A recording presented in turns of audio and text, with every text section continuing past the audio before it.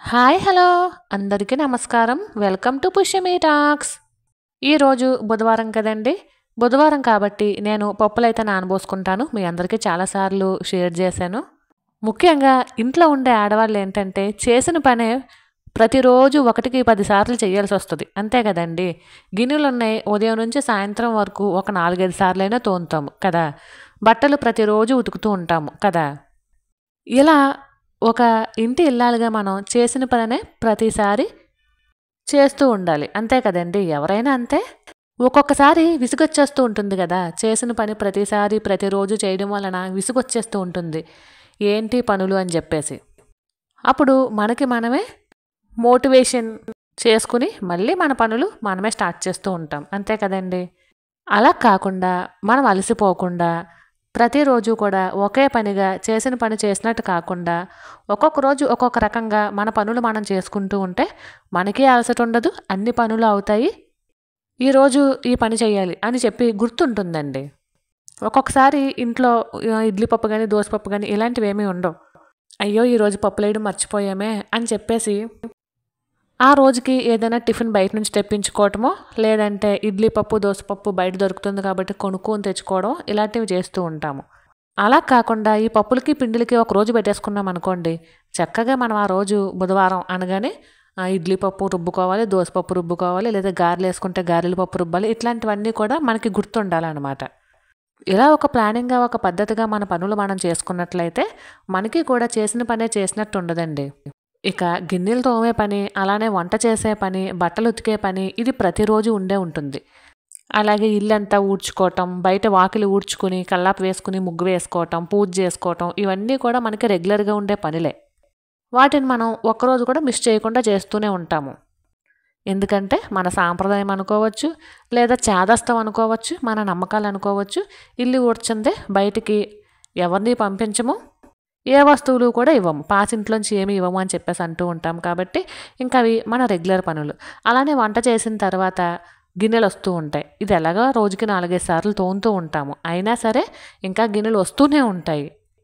ఇవన్నీ కూడా తప్పని పనులండి.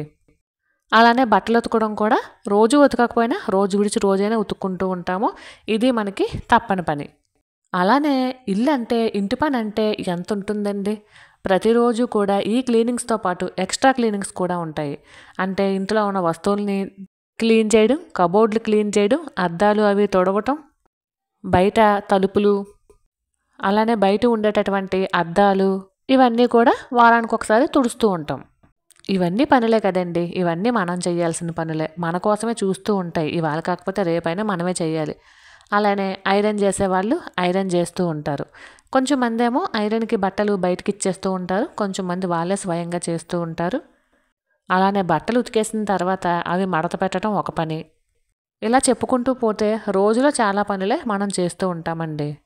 అలా రోజు కూడా చేసిన పని చేసినట్టే కాకుండా ఇలా వారానికి ఒక రోజు, అంటే ఈరోజు బుధవారం కాబట్టి నేను పప్పులు పిండ్లు రుబ్బుకునే కార్యక్రమం పెట్టుకున్నానండి. అలానే ఇప్పుడు శనివారము మంగళవారం అనుకోండి, స్నాక్స్ చేసుకునే కార్యక్రమం పెట్టుకుంటాను. వారానికి సరిపడగా పిల్లలకి స్నాక్స్ బాక్స్లో పెట్టడానికి స్నాక్స్ చేయడానికి ప్రయత్నిస్తూ ఉంటానన్నమాట. అలానే పిండులు పొడులు అదేనండి, గోధుమలు అవి ఎండబెట్టి లేదా రాగులు అవి ఎండబెట్టి పిండాడించుకోవటం, ఇంట్లో మసాలా పొడులు ఇలాంటివన్నీ కొట్టడం. శనివారం అయితే అల్లం వెల్లుల్లిపాయ paste, whole garam masala paste ఇలాంటివన్నీ చేయటం. ఇలాగా వారానికి ఇలాంటి పనులు చేసుకోవాలి. ఒక్కొక్క వారం ఒక్కొక్క రోజు ఇలాంటి పనులు చేసుకోవాలి అని చెప్పేసి నాకు నేనుగా కొన్ని నియమాలు అయితే పెట్టుకున్నానండి. దానివలన ఏంటంటే పనులన్నీ కూడా అయినట్టు ఉంటుంది. మనకి వంటకి హడావుడి ఉండదు. ప్రతిదీ కూడా ఇంట్లో హెల్తీగా చేసుకున్నట్టు ఉంటుంది అని నాకు నేనే నమ్ముతానన్నమాట. పైగా ఒకే పని కూడా కాదు కదండి. మనం రెగ్యులర్గా చేసుకునే పని అయితే ఒకటే ఉంటుంది. ఇప్పుడు ఇలాంటి పనులు ఒకేసారి ఉండదు కదా. ఇప్పుడు గిన్నెలు తోమేస్తామండి. పిల్లలు స్కూల్కి వెళ్ళిపోయిన తర్వాత గిన్నెలు తోమేసి కిచెన్ క్లీన్ చేసి బట్టలు ఉతికేసుకుంటాము. ఈ పని అయిపోయిన తర్వాత స్నానం చేసి పూజ చేసేసుకుంటాము. తర్వాత ఒక అరగంట గంట రెస్ట్ తీసుకుంటాము. తర్వాత మళ్ళీ మన పనులు మామూలే కదా. సాయంత్రానికి ఏం వండాలనో లేదంటే పిల్లల వరకునే వంట చేసి మధ్యాహ్నం ఇంట్లో వాళ్ళందరికీ వంట చేయాలనో ఇలా మనం కొన్ని ప్లానింగ్స్ అంటూ వేసుకుంటాం కదా. అలాంటప్పుడు ఏంటంటే మధ్య మధ్యలో అలసట పోవడానికి కావచ్చు, లేదా విసుగు రాకుండా ఉండడానికి కావచ్చు, మన కోసం మనం కొంత టైంని కేటాయించాలి. అది ఎలా అంటే ఒక్కొక్కరికి టీ తాగడం ఇష్టం ఉంటుంది, ఒక్కొక్కరికి కాఫీ, అలానే ఒక్కొక్కరికి జ్యూస్ తాగడం ఇష్టం ఉంటుంది, ఒక్కొక్కరికి పాటలు వినడం ఇష్టం ఉంటుంది, ఒక్కొక్కరికి బుక్స్ చదవడం ఇష్టం ఉంటుంది, ఒక్కొక్కరికి మంచి మంచి శ్లోకాలు చదవడం ఇష్టం ఉంటుంది.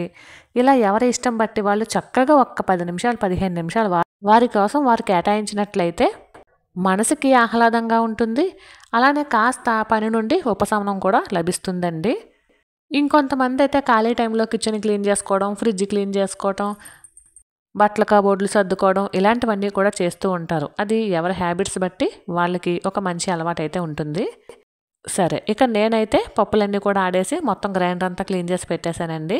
అలానే ఈరోజు పప్పు పిండి ఆడిందాము అంటే సున్నిపిండి ఆడిందాము అని చెప్పేసి సున్నుండల కోసం అని చెప్పేసి తొక్క మినపప్పు అయితే నేను స్లో ఫ్లేమ్ మీద ఫ్రై చేస్తున్నానండి. ఇది కూడా స్నాక్స్ కోసం అండి. లాస్ట్ టైం నేను రవ్వ లడ్డూలు చేశాను కదా, శనివారం చేశాను కదండి రవ్వ లడ్డూలు.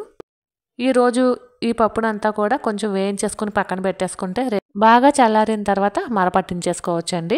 ఒకవేళ ఈరోజు కుదరకపోతే రేపైనా సరే వెళ్ళి మరపట్టించుకోవచ్చు. వీటితో పాటు కాసిన బియ్యం కూడా కడిగేసి ఎండలో పెట్టానండి వరిపిండి కోసం. ఇవి రెండు కూడా పిండి అయితే ఆడించాలన్నమాట.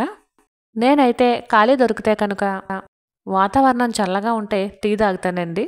లేదు మామూలుగా రెగ్యులర్గానే ఉంది అని చెప్పేసి అనుకుంటే లలితా సహస్రనామాలు కానీ, విష్ణు సహస్రనామాలు కానీ ఇలాంటివి చదువుకుంటూ ఉంటానన్నమాట. ఇవే కాదండి, ఏవైనా శ్లోకాలు కానీ, అష్టకాలు కానీ, సహస్రనామాలు కానీ ఇలాంటివన్నీ కూడా నిదానంగా కూర్చుని చదువుకుంటూ ఉంటానండి. నాకున్న అలవాట్లలో ఈ శ్లోకాలు చదవడం ఇలాంటివి కూడా ఒకటండి. ఇక ఇవైతే మంచిగా వేయించేసానండి. ఒక పళ్ళెంలోకి అయితే వేసేసి ఇవి చల్లబడే వరకు ఇలానే వదిలేస్తాము. ఇవి కొంచెం చల్లబడిన తర్వాత అలానే బియ్యం కూడా కడిగేసి ఎండలో పెట్టాను కదండి, బియ్యం కూడా ఆరిపోయినాయి. అవి కూడా తీసేసి బియ్య పిండిని సున్నిపిండిని కూడా ఆడించుకురావాలండి. మరి అయితే ఇదేనండి వాళ్ళ వీడియో. ఈ వీడియో మీకు నచ్చినట్లయితే please like, share and subscribe.